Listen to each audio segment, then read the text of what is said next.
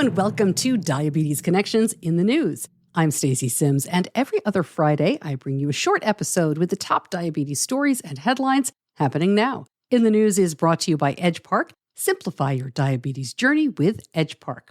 Our top story this week, new research in Norway, where a group has applied for a patent for a new solution they call MicroGlucagon. Very tiny amounts of glucagon have been added to regular, rapid-acting insulin mixtures. Now, tests so far only on pigs, but they show that insulin with these added microdoses reach full effect up to 10 minutes faster than the fastest insulin currently available. And the amount of insulin absorbed by the body appears to increase by as much as 30% when the MicroGlucagon mixture is used.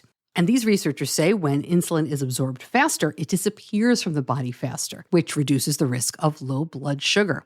Glucagon relaxes the smooth muscles on the inside of the smallest blood vessels, and as a result, those blood vessels expand. Local blood flow increases greatly, and although glucagon increases blood sugar level, these researchers say the microdoses are so minuscule they will not affect the liver's release of glucose. One to watch and more to come.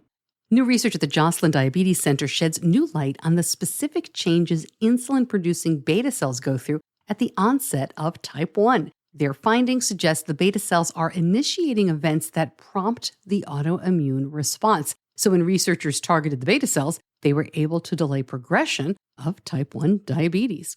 And diabetes has long been classified into two distinct groups, type 1 and type 2. But new genetics research focused on a form of type 2 that is becoming more common in adolescence suggests a more complicated picture. They say that youth-onset type 2 could be a genetically indeterminate form of diabetes that lies on a spectrum between adult onset and rare forms of the disorder caused by a single gene. This was based on DNA analysis from nearly 3,000 patients with type 2 who were teenagers, and more than 3/4 of these folks were either of African American or Hispanic ancestry.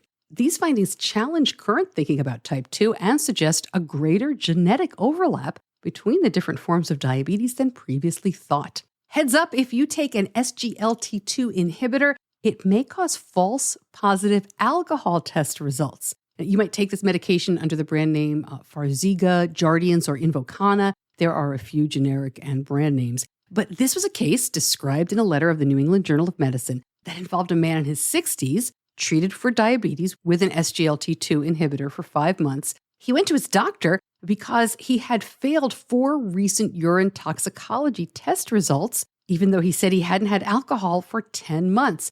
The doctor or an advocate was able to get to the city probation office to find out more about how they collect and store the urine, and found that the samples were sent once a day to an external lab for testing and were not refrigerated prior to transportation. So when they tested it further, they found there was microbial fermentation of the sugar in the man's urine, which was a false positive for alcohol. There have been other previous reports of false positive urine alcohol tests under similar circumstances, because there are lots of ways that there could be elevated sugar levels in the urine. But they think this is the first time it has been reported due to an SGLT2 inhibitor.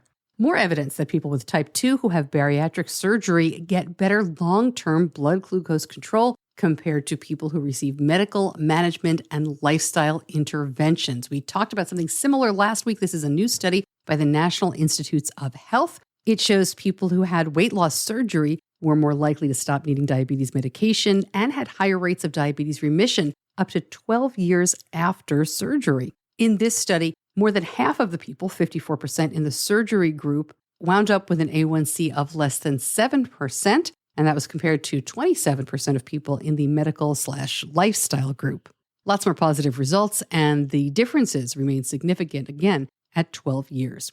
A new study suggests that red light therapy could help people manage their blood sugar. One catch, this study was done on people without diabetes. These researchers say they decided to look at red light therapy as a way to help control blood sugar levels after reading a study that sunlight exposure could correlate with improved glucose metabolism. Red light is absorbed by the mitochondria, the powerhouse of the cell, and helps them produce more energy, he explained. Scientists found that participants receiving the red light therapy reduced their peak blood sugar level and also reduced their total blood sugar levels during the 2 hours after eating compared to those not receiving the light therapy. Next step, looking at people who actually need this kind of help. Right back to the news in just a minute. But first, we are sponsored by Edgepark. Take control of your diabetes with a broad range of diabetes management supplies from Edgepark. The latest diabetes supplies and continuous glucose monitors from top brands simplify blood sugar management. Edgepark accepts most insurance plans, and Medicare and Medicare Advantage cover certain devices. Plus, Edgepark takes care of the insurance paperwork to make ordering as seamless as possible. Go over to diabetes-connections.com to learn more about Edgepark's diabetes supplies and CGM devices. Back to the news, and no surprise if you are a longtime listener, the FDA is warning patients against using smartwatches or smart rings that claim to measure blood sugar without piercing the skin. They published a safety notice after learning that people are selling wearables that claim to non-invasively monitor blood glucose. The FDA has never authorized a non-invasive wearable that measures or estimates blood glucose values on its own, and they say they're concerned inaccurate readings could lead to errors in the management of diabetes. As well as alerting consumers and physicians, the FDA is working to ensure, quote, manufacturers, distributors, and sellers do not illegally market unauthorized smartwatches or smart rings that claim to measure blood glucose levels.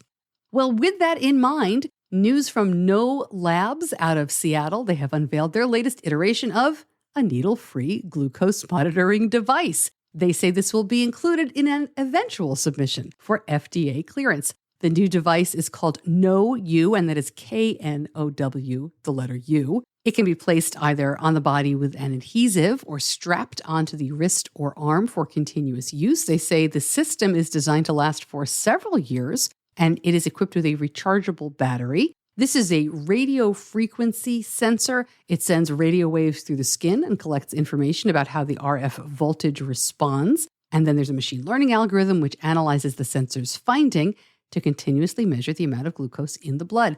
I think it sounds really promising. They have shown some tests that seem like this is accurate. Accurate enough, of course, is the question. That will be up to the FDA to decide. And that's it for In the News. I'm Stacey Sims. I hope you join me again soon. In the meantime, please share this show with anybody you know who's touched by diabetes. Thanks for joining me. Diabetes Connections is a production of Stacey Sims Media. All rights reserved, all wrongs avenged.